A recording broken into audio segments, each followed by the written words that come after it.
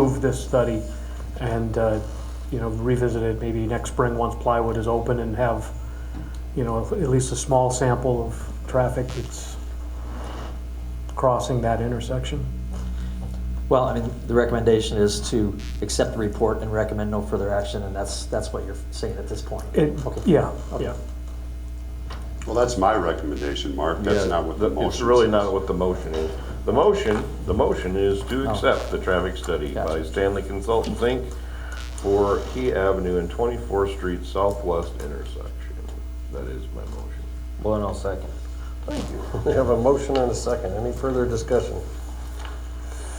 All those in favor say aye. Aye. Opposed? No. Motion carried. Moving on to item D6 now. Council meeting times. It was briefly discussed at the October 15, 2024 council meeting regarding changing the time of council meetings. Chapter 17.04 of the Lamar's Code of Ordinances sets the regular meetings on the first and third Tuesdays of each month, but the time of those meetings is fixed by council. Recent discussion was to consider moving times earlier in the day. Past consideration was always to move the meeting times to later in the day. My only comment is it would be my motion after discussion. This is not a motion to switch it to 7:30 in the morning, starting January 1st of 2025. But I am not banging my fists or crying if I lose or anything like that. That's what I would desire.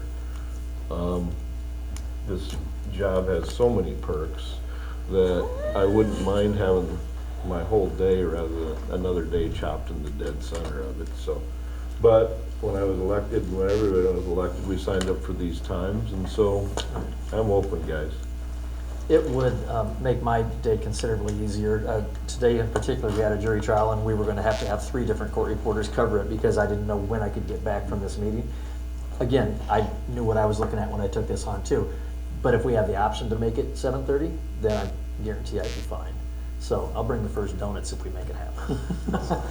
But, and if the group feels like we need to do, I half jokingly, spoke about not being a morning person. I mean, if we want to do 7:30, I'll be fine with that. But I think the bigger question is, what does it do from a constituent standpoint? Is it easier for folks to be here at 7:30, noon, or even 4 p.m., 5 p.m.? I think about presentations. If we have people that are coming in from Omaha, Sioux Falls, Des Moines, whatever it might be, that they then are going to have to come here overnight. If it's a 7:30, yeah, it's a good point. That's a good Joe point. and I talked about that. That's actually heads and beds. Yeah, that's a good point. Yeah, but those would be my concerns about going at 7:30. And it's really not about my schedule. It's really about, the 7:30 give the citizens of the community the best chance to be here to voice their opinions. And that was the first reason we talked about moving the time, to give the constituents a better chance to be here. And I agree with Brad that later in the day, 5, would be better to give them that opportunity rather than 7:30. But by saying that, I also understand we probably have some hourly folks who make presentations here. We'd have some additional costs of, their time. But so either 4 or 5. Those are, I've said what I think on it. So, but again, if the group feels that 7:30 is the best decision for us and the community, I'd go along with it. I don't care one way or another. The only thing that I'd say is that I've heard for years and years and years, different times so that citizens could actually show up and make comments, And they don't come. Yeah. You get citizens here when it's in their neighborhood, and it affects them, and they're going to make that time work no matter what. Yeah, so I think it's always been, Later. well, I think it's always been set. So it was the most convenient for those of you who are on the council to attend. Right. Rob, do you get any feelings on that? Well, 7:30 is actually a little bit worse for me than noon, but again, whatever the council feels will adapt with, but, whereas 4 or 5 would be better, noon isn't awesome either.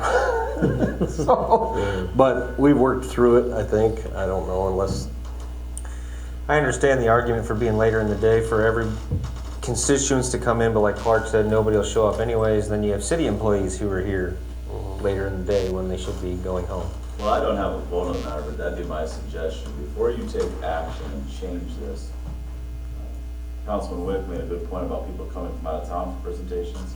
You should check with every single department head, because I don't know what they have in their schedules. I mean, is it very important for them to be there at 7 to do water or wastewater? Or is it a shift change for the police, or is it a shift change for the fire chief?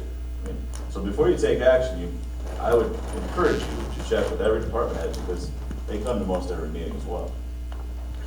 Well, this came up before, we talked about night meetings for people to show up, but also to get more people a chance to run for council as well. Because there's a lot of people that can't leave work at 7 in the morning or at noon even, to run for these type of positions as well. So, I mean, that's things you need to consider. I've lived in 4 or 5 different communities. Those other communities were always 5 o'clock or 7 o'clock meetings. They were never during the day or in the morning, to give people a chance to run for those positions as well. So there's a lot of food for thought that goes into all this. that's a pretty good point. I'll be honest with you, the 7:30 in the morning is a convenience thing for me, and I'm not afraid to, but I'm also willing to sit here and say, let's give it 2 weeks, let's let the media help us out on this, let's see how many comments we get. I'm not head set on anything, I'm really not. I would say if it's an evening, it should be 5 or 6. It gives that worker chance to run good the kids and go home and have some whatever, rather than 4. I think moving it from noon to 4 is moot. That's what I was gonna say as well, Clark. 4 doesn't do me any favors either, so it's like if we either do it earlier or later, or leave it like it's at, but 4 would be good. I would agree with you on So that. maybe we can put this back on the agenda and see if anybody gets comments, and we'll go with it then. Like I say, I've got no real, other than selfish motives, quit screwing up the middle of my day. How does 5 work? I mean, is 5 yeah. work better? Does 5 works better than noon? Yeah, it doesn't really cut into happy hour yet, and so we're good. So your ordinance, I'm kidding. I'm being a kidder out here. your ordinance sets the days, and then the time is up to you. Oh, really? So first and third Tuesdays is set. Okay, I didn't know So if you're that. gonna switch off of first and third Tuesdays, it's a complete ordinance change. If it's a time change only on first and third Tuesdays, we can do that. Oh, okay, I didn't know. And I would make a motion, we table this action item until opportunity for all citizens to Weigh in. weigh in. Oh, you want to as set a date? You want next council meeting, or do you want to? Sure, I let's think do it in Yeah, because I mean, I'd like to shoot for January 1st if in fact it moves, and I think you'd want to give it a couple weeks, so. I'll second that motion.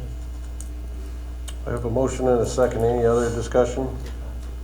Just that I'll, on my own page, do a little Facebook poll and see what people weigh in on, people that have a comment about it. One thing that I would offer to couple with this is, I've thought about, maybe having some kind of monthly town hall meeting of just myself, or maybe Yeah, I've thought about that too. one of you want to join, or 2 of you, or whatever. I don't, only 2 of us can be there. Right. You could do a rotate. And just talk about things that are on the agenda and that kind of thing, and do that at a more convenient time for people, that just to try it and see if there's more input out there.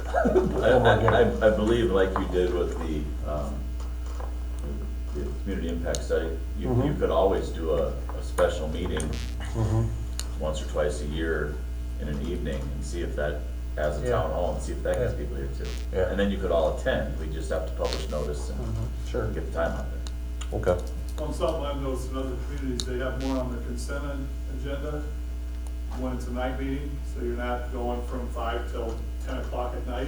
Right. You might have 20 things on consent, and just one action item or something, because you've had plenty of time to discuss stuff beforehand. Yeah. Our meetings haven't really been Not bad. ridiculously. No. Not bad. It's one of the, I mean, honestly, it's one of the, I don't necessarily want to say frustrations, but I wish that we would have more community involvement in these meetings. people here. I think communication, I mean, I think Jason and staff does what they can do, but I think, you go around town and people hear this and hear that, and none of it's right. Right. What are you guys doing this for? Well, we're not. So All right. I think something like that would be a good idea. Second to the table on that. Yep, we do have that. We have a motion and a second. All those in favor say aye. Aye. All right. Opposed? Motion carried. Moving on to item D7, police staffing. In 2022, Lamar's applied for and was approved funding from the COPS grant program. The funding covered the hiring of 2 officers. The first officer was hired in October of 2023. The funding is good through September 30, 2027. It is being requested that the second COPS funded officer be hired. This will bring staffing up to 17 officers. In addition to the hiring of an additional officer, the department will see a retirement occur in May of 2025. It is requested that the process to fill that vacancy begin immediately to allow for training to be completed before May. Administration and Public Safety recommends both requests. Can you remind us what the COPS funding is? Yeah, so if you recall back, probably the fall of 2021 or spring of 2022, I came to you and expressed a desire to apply for funding to add additional officers. And at that time, I gave you some statistics that kind of showed that we were down a little bit compared to cities similar in size. And there were some things in our department that we felt that we needed to do. The first of which was to hire or promote a detective to strictly work cases. So I'm happy to report that that person has been going since September 1, and they've been extremely busy. I'm surprised that we got by so long without that type of position. And secondly is to address a shortage of shift coverage.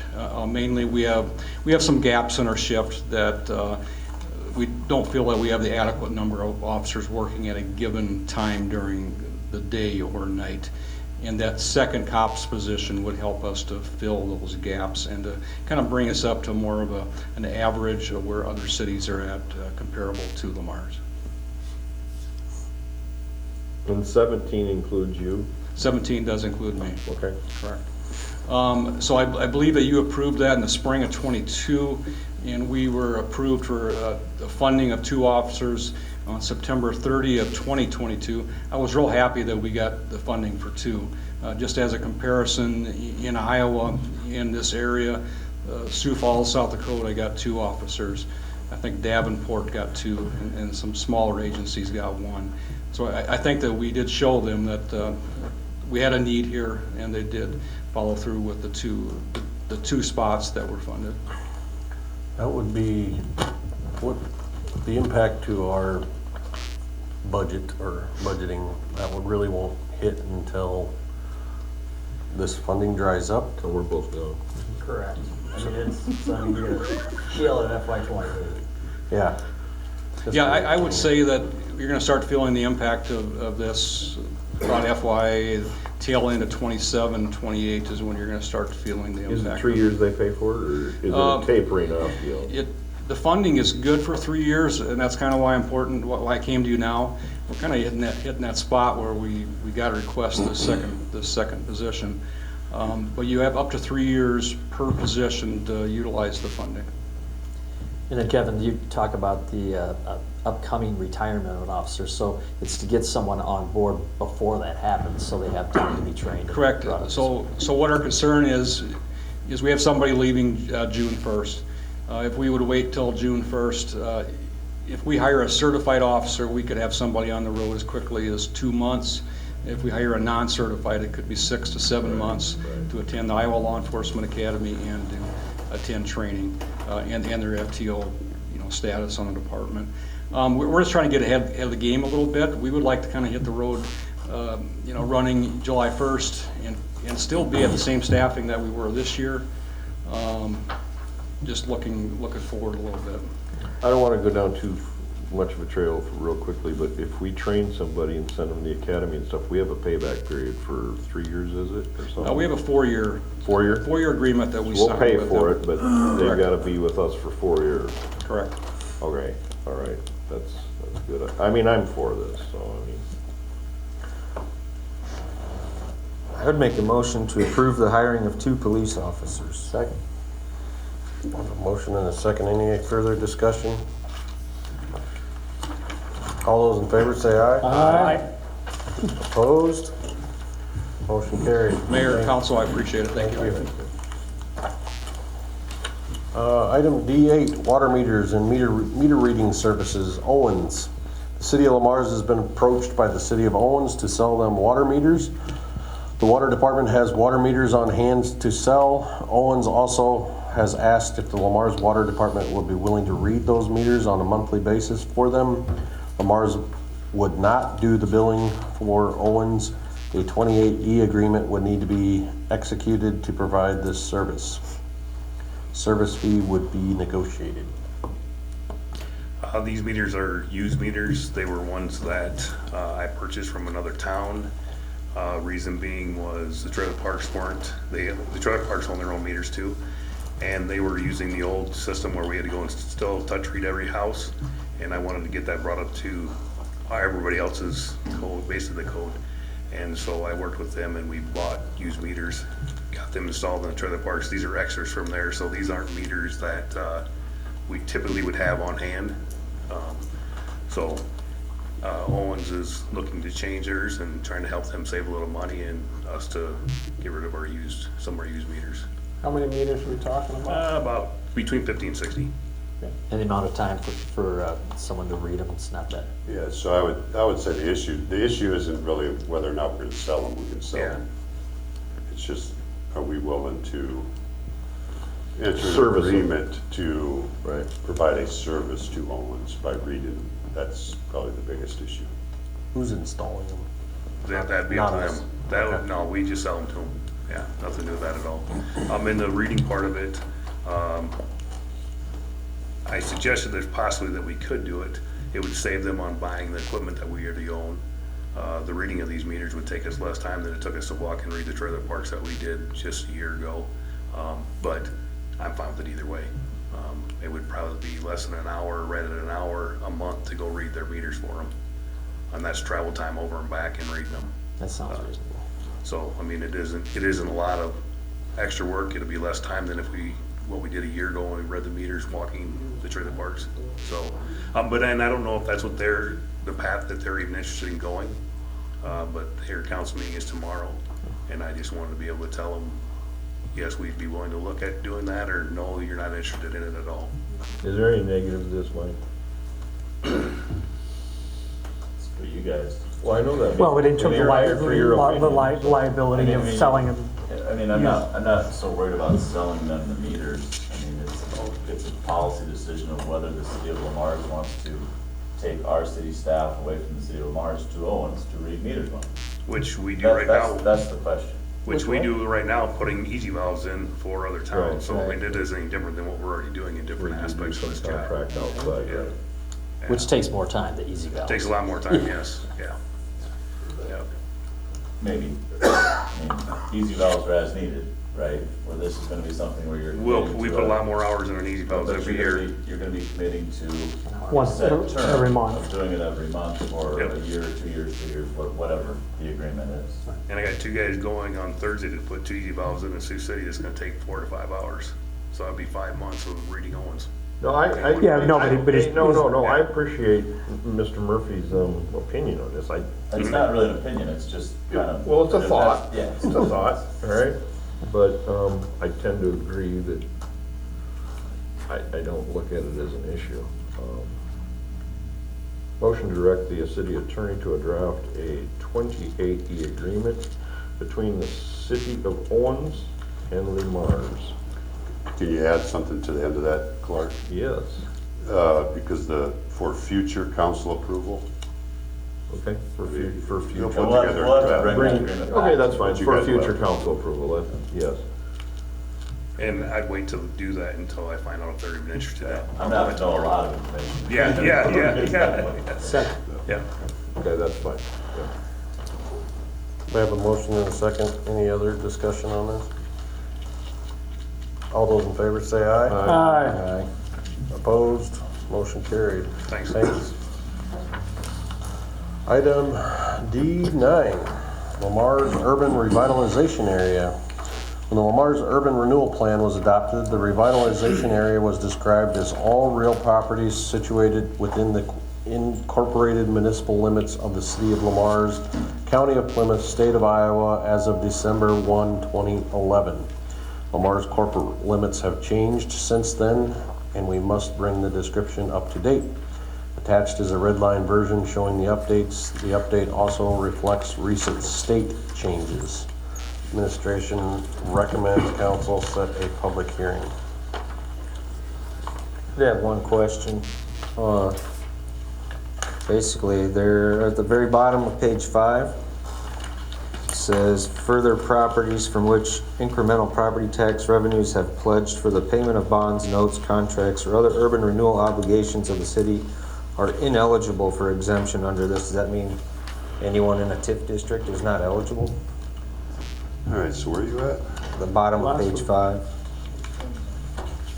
The very last blue underlined part.